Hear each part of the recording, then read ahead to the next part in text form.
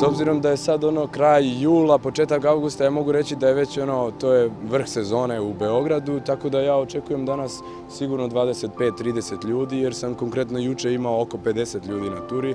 Koje iznenađenje im vi pripremate, osim što im pokazujete centar Beograda? Mi smo odlučili da tim našim gostima pripremimo dosta interesantnih iznenađenja, tako da stalno delimo rakiju, svakom gostu, znači, onda veoma često delimo i ajvar i ovo kad je letnja sezona, kad ima nekih naših specijalnih srpskih voćki, mi delimo, evo konkretno, danas će to biti verovatno maline. Kako je nastala ova tura i da li ste vi negde u svetu imali prilike da prisustvujete tim besplatnim turama? Pa tura je nastala, znači, po ideji ostalih free walking tura u velikim gradovima i popularnim gradovima Evrope i sveta i mi smo se odlučili jednostavno da tako nešto uvedemo i ovde i mogu vam reći da su ture sve posećenije i posećenije. Mi uvek radimo, one su garantovane za 1 ili 21 osobu, mi radimo tako da ih imamo sve više i više. Konkretno ja sam sličnu turu uradio, odnosno posetio u Berlinu.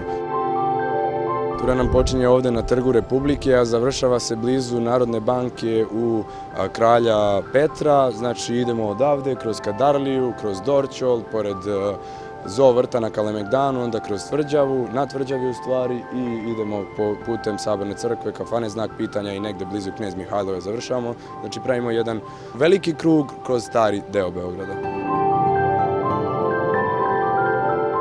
Mi pre svega radimo sa backpackerima, to su mladi ljudi iz celog sveta koji putuju, da kažemo, trude se da potroše što manje i naše su ture takođe jeftine, tako da stekao sam čak dosta prijatelja iz cele Evrope, mogu reći iz celog sveta, jer u Beograd dolaze stvarno ljudi sa svih kontinenta.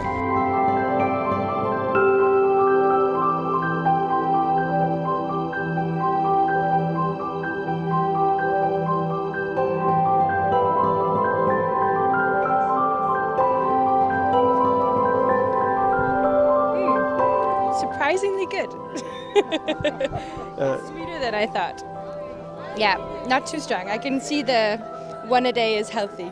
Yeah, the food is, it's quite kind of meaty. There's a lot of kind of meat in it, but it's it's very tasty. Been trying all the yogurts and the sort of that veal soup yesterday, which I quite liked. Rakia I haven't tried yet, so this is going to be a first. But it's been nice.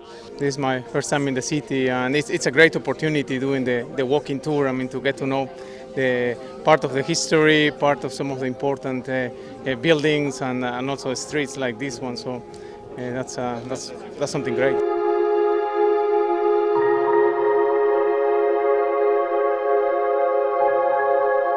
We use one more different word, which is živeli. Great. Živeli is your third very important Serbian word. It means something like a long live, long life. So živeli and welcome to Serbia. Živeli! Wow, great.